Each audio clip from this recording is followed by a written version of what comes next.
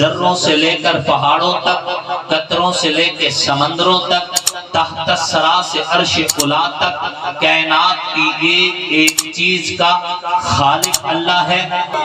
پیر سید نصیر الدین نصیر رحمت اللہ علیہ گولڑا شریف والے بڑی خوبصورت بات کر گئے کہ انبیاء، اولیاء، اہل بیت نبی، تابعین و صحابہ پہ جب آپ پڑھی، گر کے سجدے میں سب نے یہی عرض کی، تو نہیں ہے تو مشکل کشا کون ہے؟ سب کا داتا ہے تو، سب کو دیتا ہے تو، تیرے بندوں کا حاجت روا کون ہے؟ کون سنتا ہے فریاد مظلوم کی؟ کس کے ہاتھوں میں کنجی ہے مقسوم کی؟ رزق پر کس کے پلتے ہے شاہ و گدا؟ مسندار آئے بز میں جہاں کون ہے؟ سب کا داتا ہے تو، سب کو دیتا ہے تو، تیرے بندوں کا حاجت روا کون ہے؟ کون مقبول ہے؟ کون مردود ہے؟ بے خبر کیا خبر، تجھ کو کیا کون ہے؟ جب تلیں گے عمل سب کے میزان پر، تب کھلے گا کہ کھوٹا کھرا کون ہے؟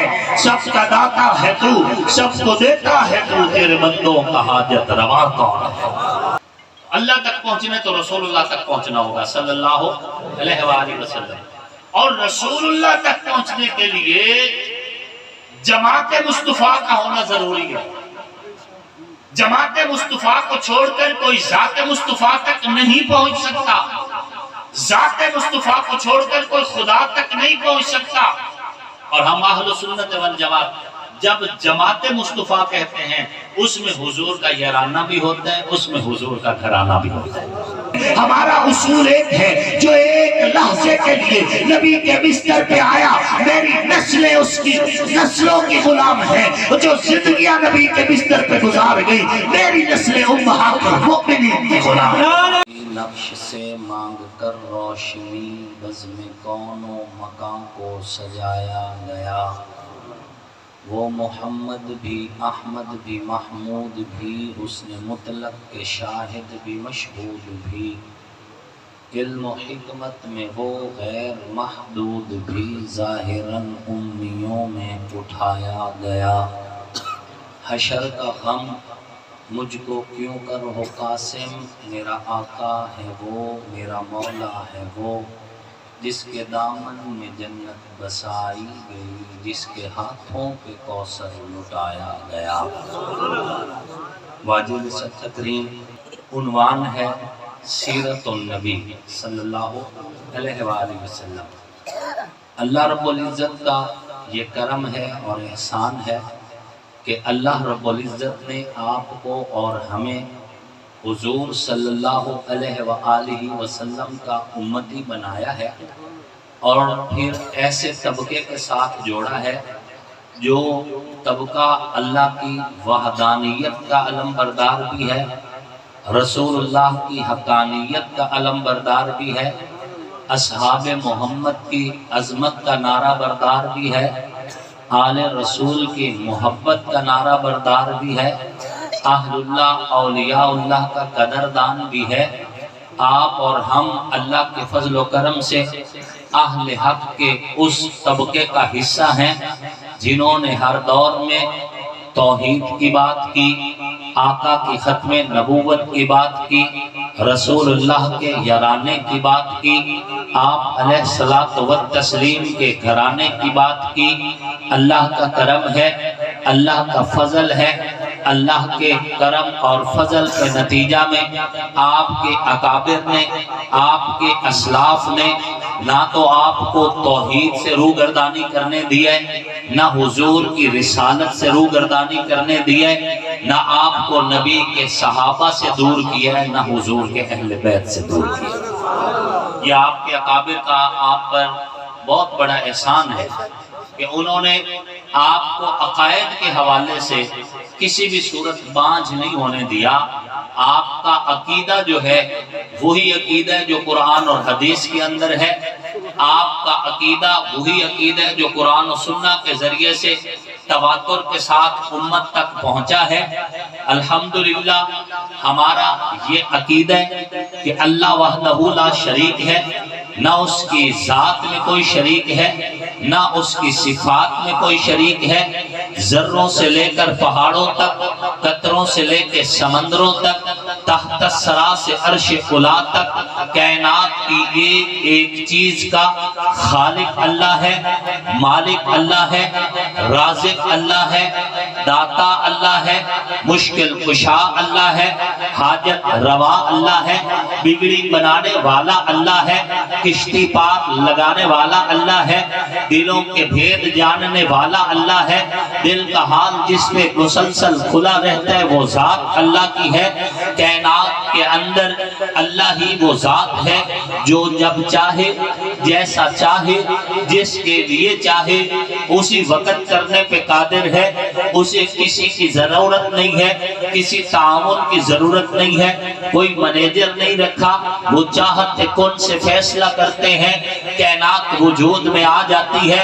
انبیاء ہیں تو اسی در کے فقیر ہیں، پیغمبر ہیں اسی در کے فقیر ہیں، رسول ہیں اسی در کے فقیر ہیں، صحابہ ہیں اسی در کے فقیر ہیں، اہل بیت ہیں اسی در کے فقیر ہیں، اولیاء کرام ہیں اسی در کے فقیر ہیں۔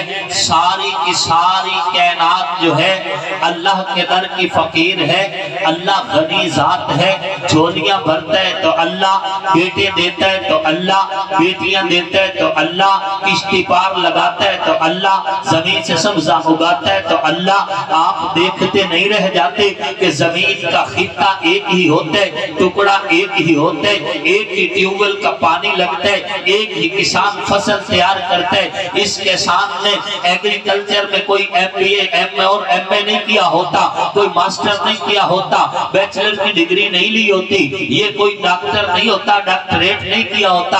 ایک عام آدمی جو پرائمری پاس بھی نہیں ہوتا وہ زمین پہ بیج بکھیر دیتا ہے، پھر اس زمین کی تہ کے اندر وہ بیج جب چلا جاتا ہے اس میں سے کمپل نکلتی ہے، پودے تیار ہوتے ہیں، ایک بیج سے پھر آگے یہ بڑھتا بڑھتا اتنا بڑھا جاتا ہے کہ ایک بیج سے 7 خوشے نکلتے ہیں، ہر خوشے کے اندر 100 دانہ ہوتے ہیں۔ یہ سارا فیصلہ کرنے والی ذات اللہ کی ہے۔ آپ کسی دن ذرا غور تو کیا کریں کہ کھیت ایک ہی ہے، کیارا ایک ہی ہے، ٹیوب ویل کا پانی ایک ہی کا لگتا ہے اور بوجھنے والا بھی ایک ہے، لیکن آپ دیکھتے ہیں اسی کھیت میں سے سیب کا ذائقہ الگ ہے، سیب کی شکل الگ ہے، اسی کیاری میں لگے ہوئے انگور کا ذائقہ الگ ہے، انگور کی شکل الگ ہے، اسی کیاری میں لگے ہوئے گلاب کے پودے کی ساخت الگ ہے، پھول کی رنگت الگ ہے، موتیے کی خوشبو الگ ہے، کیاری ایک ہی ہے، علاقہ ایک ہی ہے، زمین ایک ہی ہے، پانی ایک ہی، کھیت کو ایک ہی ٹیوب ویل کا لگ رہا ہے، بیج بونے والا دیہاتی کسان بھی ایک ہی ہے، لیکن زمین کی تہ میں بیٹھ کے گلاب کو سرخ رنگت دینے والا اللہ ہے، موتیے کو سفید رنگت دینے والا اللہ ہے، سیب کی ساخت بڑھانے والا اللہ ہے، انگور کو قد میں گھٹانے والا اللہ ہے۔ وہ اللہ ہی تو ذات ہے جو پتوں کے اوپر لکیریں لگاتا ہے تو فٹے کے ساتھ لگانے کی ضرورت نہیں رہتی، بالکل متوازی، بالکل برابر، ہر پتے پہ اسی طرح کی لکیریں لگی ہوتی ہیں۔ یہ اللہ ہی کی ذات ہے۔ زمین سے سبزہ اگائے تو اللہ کی ذات، آسمان سے بارش برسائے تو اللہ کی ذات، آسمان کے سطح میں سے جھل ملاتے ستارے رکھے تو اللہ کی ذات، کائنات کی بگڑی بنا دے تو اللہ کی ذات۔ اکابر نے آپ تک وہی عقیدہ پہنچایا جو قل هو اللہ احد کے ذریعے سے رب لم یزل حضور کے ذریعے امت تک پہنچایا۔ یہی وجہ آج ہمارا پیغام یہی ہے کہ اللہ سے ہوتا ہے، اللہ کے خیر سے نہیں ہوتا، اللہ ہی کرنے والی ذات ہے۔ اگر کسی جگہ پر کوئی کام ہو رہا ہے تو اللہ کے حکم سے ہی ہو رہا ہے، اور یہی وہ عقیدہ جو آپ کے اکابر نے آپ کی نسلوں تک پہنچایا۔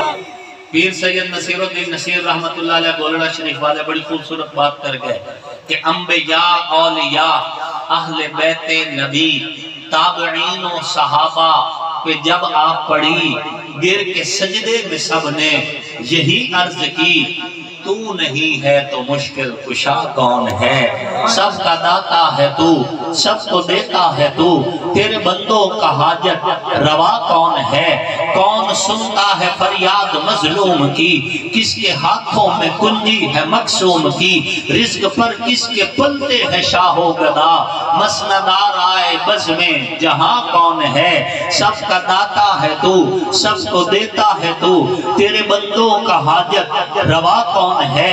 کون مقبول ہے، کون مردود ہے؟ بے خبر کیا خبر، تجھ کو کیا کون ہے؟ جب تلیں گے عمل سب کے میزان پر، تب کھلے گا کہ کھوٹا کھرا کون ہے؟ سب کا داتا ہے تو، سب کو دیتا ہے تو، تیرے بندوں کا حاجت روا کون ہے؟ اور پیر صاحب کا آخری شعر ہے، اے نصیر اس کو تو فضل باری سمجھ، سر پہ دستار قائم ہے، جسم پہ سفید کپڑا ہے، چار بندوں میں عزت ہے، قرآن سینے میں رکھ دیا گیا، نبی کی حدیث منہ سے نکل رہی ہیں اور حلال رزق مل رہا ہے، بچے فرما بردار ہیں، بیویاں فرما بردار ہیں، برادری میں عزت ہے، اللہ نے عزتیں رکھی ہوئی ہیں، بھرم رکھے ہوئے ہیں، گناہوں پہ پردہ ڈالا ہوا ہے، تو اے نصیر اس کو تو فضل باری سمجھ، ورنہ تیری طرف دیکھتا کون ہے؟ اللہ کی ذات، یہ وحدانیت اور یہ عقیدہ توحید آپ تک آپ کے اکابر نے پہنچایا، اور بغیر لگا لپٹا پہنچایا، بغیر کسی حوالے سے لگی لپٹی چھوڑ کر آپ تک یہ عقیدہ پہنچایا کہ اللہ سے ہوتا ہے، اللہ کے غیر سے نہیں ہوتا۔ اور رسول اللہ علیہ السلام کے بارے میں بھی بڑا واضح عقیدہ اکابرین اہل سنت والجماعت علماء دیوبند کا، کہ اللہ کے بعد اس کائنات میں سب سے اونچی ذات محمد الرسول اللہ، سب سے اونچی ذات اللہ کے بعد اس کائنات میں سب سے بلند و بالا ذات حضور کی ہے، حضور کی سیرت بھی اعلیٰ، حضور کی صورت بھی اعلیٰ، حضور کی ذات بھی اعلیٰ، حضور کے معجزات بھی اعلیٰ، آقا کی ولادت بھی اعلیٰ، حضور علیہ السلام کی رحلت بھی اعلیٰ، حضور کا زمانہ بھی اعلیٰ، حضور کا یارانہ بھی اعلیٰ ہے، حضور کا پورا گھرانہ اعلیٰ ہے۔ یہ بڑا واضح عقیدہ ہے علماء دیوبند کا، کوئی کسی غلط فہمی میں نہ رہے کہ آنکھیں میری بھی دو، آنکھیں حضور کی بھی دو، کھانا میں بھی کھاتا ہوں، کھانا حضور نے بھی کھایا، پانی میں بھی پیتا ہوں، پانی حضور نے بھی پیا، میں بھی زمین کے سینے پہ چلتا ہوں، حضور بھی زمین کے سینے پہ چلے، مجھے بھی نیند آتی ہے، حضور کو بھی نیند آئی، میرے بھی بچے ہیں، حضور کے بھی بچے ہوئے، میں نے بھی شادیاں کی، حضور نے بھی شادیاں فرمائی، یہ اتنی چیزیں، مجھے پسینہ آتا ہے، حضور کو پسینہ آتا ہے، لہٰذا اتنی چیزیں حضور کی ہم سے ملتی جلتی ہیں، پھر حضور تو ہمارے جیسے ہو گئے یا ہم حضور کے جیسے ہو گئے؟ نہیں، اور اللہ کی قسم نہیں، حضور کے جیسا نہ عرش کی مخلوق میں کوئی ہے، نہ فرش کی مخلوق میں کوئی ہے، حضور کے جیسا نہ اولین میں کوئی ہے، نہ آخرین میں کوئی ہے، حضور کے جیسا نہ نبیوں میں کوئی ہے، نہ مرسلین میں کوئی ہے۔ رب نے بنایا ہی نہیں، رب نے بنایا ہی نہیں، بے مثل بے مثال با کمال بنایا حضور کو، اور یہی آپ کے اکابر کا عقیدہ ہے۔ بعض دوست نے آیت کو پڑھتے ہیں اور اس میں تھوڑا سا پھر تذبذب میں آ جاتے ہیں کہ اللہ نے فرمایا قُلْ إِنَّمَا أَنَا بَشَرٌ مِثْلُكُمْ، اے پیارے پیغمبر ارشاد فرما دیجئے کہ میں بشر ہوں تم جیسا۔ اس سے شک میں ہو جاتے ہیں بعض دوست کہ پتہ نہیں اس کا مطلب یہ ہے کہ ہم حضور کے جیسے یا حضور ہمارے جیسے، یہ بات نہیں ہے۔ اللہ آگے وضاحت فرما رہے ہیں قُلْ إِنَّمَا أَنَا بَشَرٌ مِثْلُكُمْ يُوحَىٰ إِلَيَّ، مجھ پر وہی آتی ہے، یہ یوحیٰ الیہ بتا رہا ہے کہ حضور بشر ضرور ہے لیکن تم جیسے نہیں، تمہارے جیسے نہیں۔ کسی شاعر نے، عرب کے ایک شاعر نے بڑی خوبصورت بات کی، انما محمد بشر، کہ آپ علیہ الصلوۃ والتسلیم بشر تو ہے لیکن ہمارے جیسے نہیں، بل ہوا یاقوت والناس کالحجر، حضور صلی اللہ علیہ وسلم ایسے ہی ہے جیسے ہوتا تو یاقوت بھی پتھر ہے لیکن وہ بڑا منفرد ہوتا ہے، اور دوسرے لوگ بھی پتھر، دوسری چیزیں بھی پتھر ہوتی ہیں، لیکن آپ دیکھیں ایک پتھر آپ کی سڑک پہ لگا ہے، ایک پتھر کعبے کی دیوار میں لگا ہوا ہے، کعبے کی دیوار میں لگا ہوا حجر اسود کہنے کو اسے بھی پتھر کہا جاتا ہے، اس کو بھی پتھر کہا جاتا ہے، لیکن شان اس کی کتنی ہے کہ دنیا کے سارے لوگ اس کا بوسہ لینے کو ترستے ہیں۔ انما محمد بشر لیس کالبشر بل هو یاقوت والناس کالحجر۔ اس لیے کوئی غلط فہمی میں نہ رہے کہ حضور علیہ السلام جو ہیں ان کے ہمارا ان جیسا یا ان کا ہمارے جیسا معاملہ بالکل نہیں، اور ہو بھی کیسے سکتا ہے؟ میں چلوں تو لڑ کھڑا جاؤں، حضور چلیں تو فرشتے آ جائیں، میں بات کروں تو بات نکلے، حضور بات فرمائیں تو قرآن نکلے، میں بات کروں تو منہ سے تھوک نکلے، حضور بات فرمائیں منہ سے نور کی کرنیں نکلیں، میں سو جاؤں میرا دل بھی غافل میری آنکھ بھی غافل، حضور آرام فرمائیں آنکھ بند ہو لیکن دل جاگتا رہ جائے، میں گلی سے گزر کے چلا جاؤں کسی کو پتا چلے یا شاید نہ چلے، حضور گلی سے گزر کے تشریف لے کے چلے بھی جائیں، بعد میں آنے والوں کو گلی کی خوشبو بتائے کہ محمد علیہ السلام کا گزر ہوا تھا، میں انگلی کا اشارہ کروں تو میرے اشارے پر کوا بھی حرکت نہ کرے، حضور انگلی کا اشارہ فرمائے چاند سینہ کھول کے دو ٹکڑوں میں تقسیم ہو جائے، مجھے پسینہ آئے دنیا نفرت کرتی ہے، حضور کو پسینہ آئے دنیا شیشی میں بند کر کے بطور خوشبو استعمال کرتی ہے۔ کون ہے حضور کے جیسا؟ ہم نے کب دعویٰ کیا کہ حضور علیہ السلام کا درجہ بڑے بھائی جتنا ہے؟ ہم نے کب کہا کہ حضور علیہ السلام و تسلیم ہمارے جیسے ہیں؟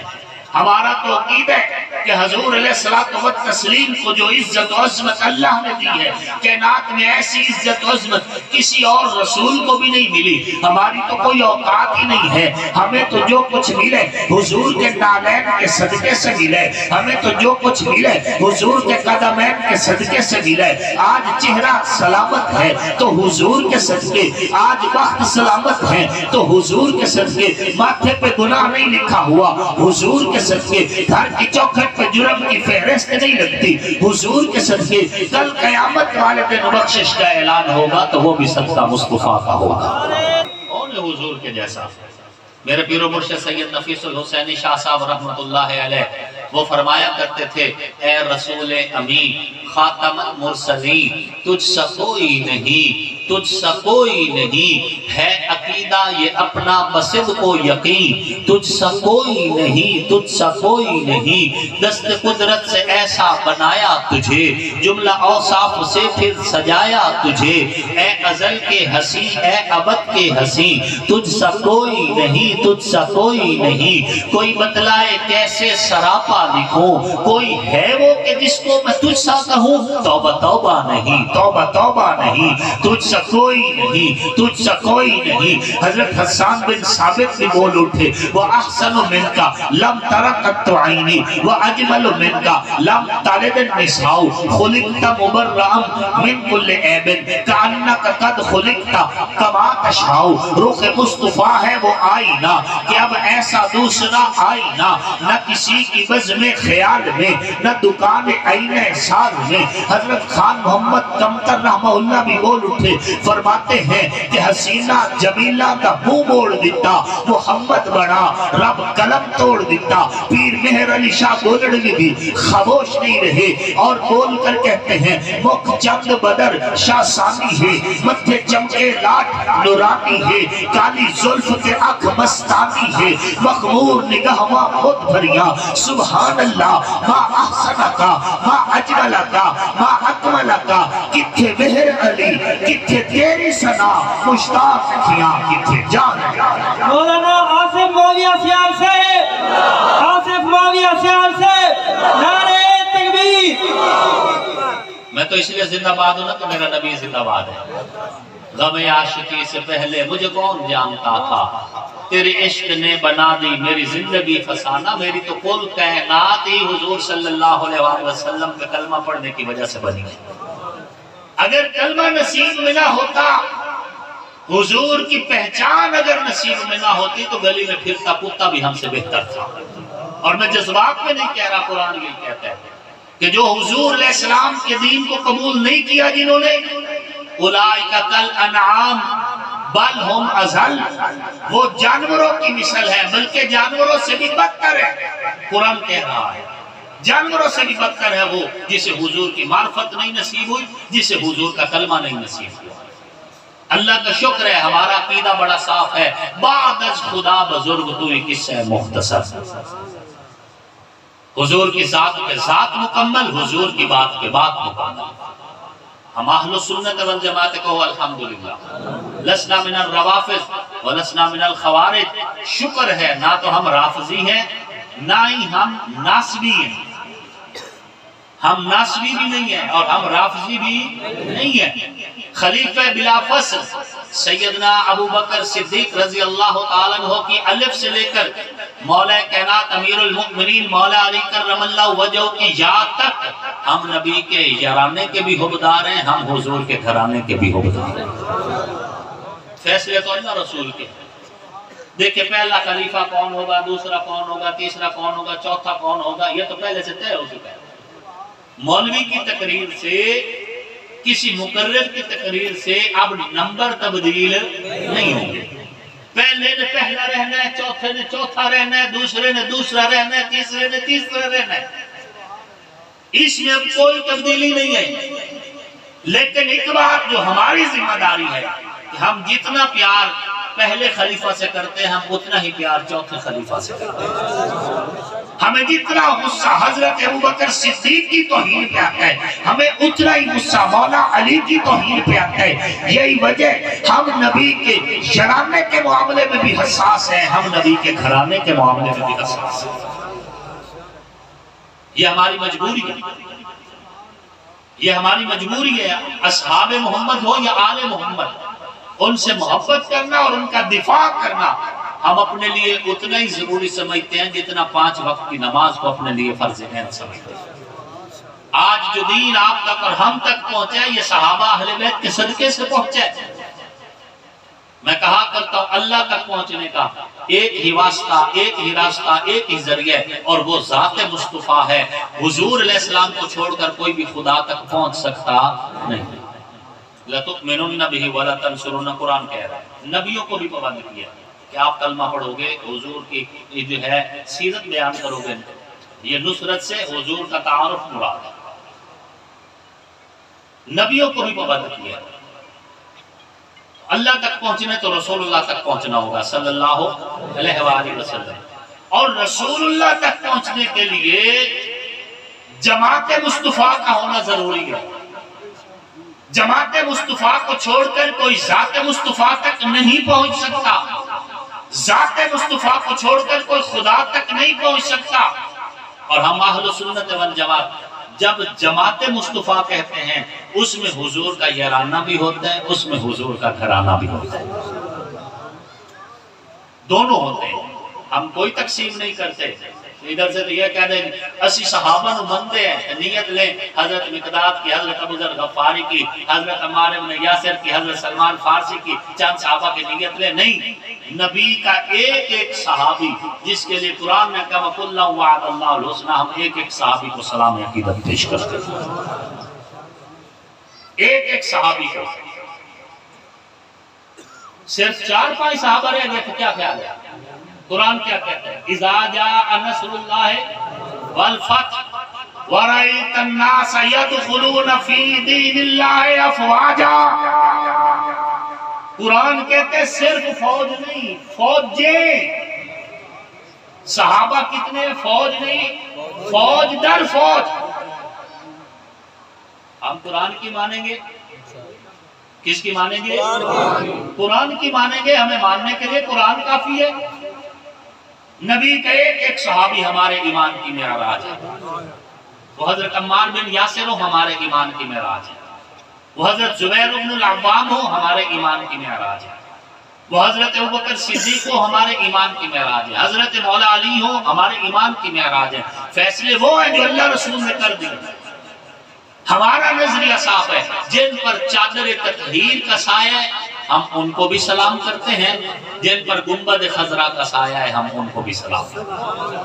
ہمیں چادر والوں سے بھی کوئی تکلیف نہیں، اور ہمیں روزے والوں سے بھی کوئی تکلیف نہیں، جنہیں حضور نے روضے میں سلا رکھے وہ بھی میرے ایمان کی بنیاد ہیں، جنہیں چادر تطہیر کی چھاؤں سے نوازا وہ بھی میرے ایمان کی بنیاد ہیں۔ مرضی حضور اور حضور کے رب کی ہے، جس کو چاہا اپنے بستر پہ سلا لیا، جو نبی کے بستر پہ سویا وہ علی بھی اعلیٰ ہے، اور جس کی گود میں سر رکھ کے حضور سوئے وہ ابو بکر صدیق بھی اعلیٰ ہے۔ ہم تو کسی ایک سے بھی دستبردار ہیں، جو حضور کے بستر پہ سویا صرف ایک رات، کتنا؟ صرف ایک رات، وہ علی بھی اعلیٰ، اور جن کی زندگیاں حضور کے بستر پہ گزری وہ ازواج مطہرات بھی اعلیٰ۔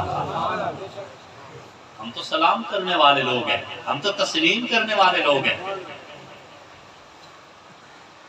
وہ نبی کا یارانہ ہو یا حضور کا گھرانہ، جن پر چادر تطہیر آئی ہے ہم ان کو سلام کرتے ہیں۔ آپ مجھے خود بتائیں، جن پر حضور نے اپنی چادر کا سایہ کیا ان کو مانتے ہو نہیں مانتے؟ مانتے ہو نا؟ کون کون تھے؟ سیدنا مولا علی، سیدہ طاہرہ بی بی فاطمہ زہرا، سیدنا امام حسن، سیدنا امام حسین۔ تو جن کو حضور نے چادر تطہیر کی چھاؤں دی ہم ان کو سلام کرتے ہیں، ہم ان کو اپنے ایمان کی بنیاد کہتے ہیں۔ لیکن ایمان سے بتاؤ، جن پر حضور کی چادر آئی وہ تو ہو گئے شان والے، کیا ہو گئے؟ شان والے، اور اللہ کی قسم ہیں بھی شان والے۔ وہ تو ہو گئے اہل بیت، اور اللہ کی قسم ہیں بھی اہل۔ جن پر نبی کی چادر آئی وہ بن گئے اہل۔ اس ابو بکر کے بارے میں کیا خیال ہے جس کے کندھے پہ پورا نبی آیا ہے؟ جہاں چادر آئی مانتے ہو، جہاں پورا نبی آیا انکار کرتے ہو؟ جو ایک رات بستر پہ سویا اس کا اقرار کرتے ہو، جن کی زندگیاں نبی کے بستر پہ گزری ان کے لیے گالیاں دیتے ہو۔ اصول دو رکھے ہوئے، ہمارا اصول ایک ہے، جو ایک لحظے کے لیے نبی کے بستر پہ آیا میری نسلیں اس کی نسلوں کی غلام ہیں، جو زندگیاں نبی کے بستر پہ گزار گئی میری نسلیں امہات المؤمنین کی غلام ہیں۔ کہتے نہیں جی علی تو داماد رسول بھی ہے اس لیے اہل بیت ہے۔ میں نے کہا کوئی بات نہیں، میں تو حضرت علی کو اہل بیت مانتا ہوں، مجھے دلیل دینے کی ضرورت ہی نہیں ہے، دلیل ان کو دو جو حضرت علی کو اہل بیت نہیں مانتے۔ میں تو حضرت علی کو اہل بیت کا صف اول کا فرد ماننے والا ہوں۔ لیکن میں نے کہا یہ بتا اگر داماد ہونے کی وجہ سے کوئی اہل بیت بنتا ہے تو عثمان دو داماد رسول ہے، حضرت ابو العاص بھی داماد رسول ہے۔ حضور کی بیٹیاں کتنی حضور کی بیٹیاں کتنی؟ سیدہ رقیہ، سیدہ ام کلثوم، سیدہ زینب، سیدہ فاطمہ زہرا۔ ہم حضور کی چاروں بیٹیوں کو سلام عقیدت پیش کرتے ہیں۔ ہماری کوئی اوقات نہیں کہ کسی ایک بیٹی کا بھی انکار کر سکے، چاروں خاتون جنت ہیں۔ ہاں جنتی عورتوں کی سردار سیدہ طاہرہ بی بی فاطمہ زہرا ہیں، یوں تو مریم بھی ہیں، ہاجرہ بھی نیک خاتون ہیں، آسیہ بھی۔ بات جب آ گئی ہے حیا کی، فاطمہ کا خیال آ گیا ہے۔ میرے ایمان کی بنیاد ہے نبی کا یارانہ بھی اور حضور علیہ السلام کا گھرانہ بھی۔ ہم پاگل نہیں ہیں کہ حضرت علی سے نفرت کریں اور پھر بے ایمان ہو کے مرے، منافقوں میں شمار ہو، ہم وہ نہیں۔ حضرت علی ہمارے ایمان کی بنیاد اور اساس ہے یا نہیں ہے؟ ہمارے ایمان کی جڑ ہے، ان سے محبت رکھنا ایمان کی نشانی ہے، ایمان کی دلیل ہے۔ سیدین حسنین کریمین ہمارے ایمان کی معراج ہے۔ سامعین محترم، وقت کے دامن میں گنجائش نہیں، میں اپنی بات کو ختم کرتا ہوں۔ تو اللہ رب العزت کا کرم ہے کہ ہمیں جو ادب حضور کا ہمارے اکابر نے سکھائے یہ ہمارا خاصہ ہے کہ ہم حضور علیہ السلام کے ادب کے حوالے سے بھی بہت حساس ہیں، کسی صورت بھی ادب مصطفیٰ کے حوالے سے کوئی لچک نہیں ہے۔ المحند علی المفند کے اندر لکھا ہوا ہے کہ جو حضور کے نعلین مبارک کی توہین کرے ایمان سے خارج ہو جاتا ہے۔ کیا لکھا ہوا ہے؟ حضور کے نعلین کی توہین، نالین کی توہین بھی ہمارے قابل برداشت نہیں کرتے. تمہیں ہمارا مزاج سمجھ نہیں آیا؟ جو نبی کے نالین کی توہین برداشت نہیں کرتے وہ تمہیں ابو بکر کی توہین کرنے دیں گے؟ وہ تمہیں جناب عمر عثمان اور علی کی توہین کرنے دیں گے؟ یہ ذہن سے نکال دو. ہماری آنے والی نسلیں بھی ہر دور میں صحابہ اور اہل بیت کا دفاع کرتی آئی ہیں اور آئندہ بھی یہی توقع رکھی جائے. آنے والی نسلیں بھی جب منبر پہ پہنچے گی تو ضرور یہی نعرہ کہا کریں گی کہ لے شوق سے نام صحابہ کا، گر چرچا عام صحابہ کا، گر طلب ہے تجھ کو جنت کی تو بلّہ تھا صحابہ کا. وما علینا الا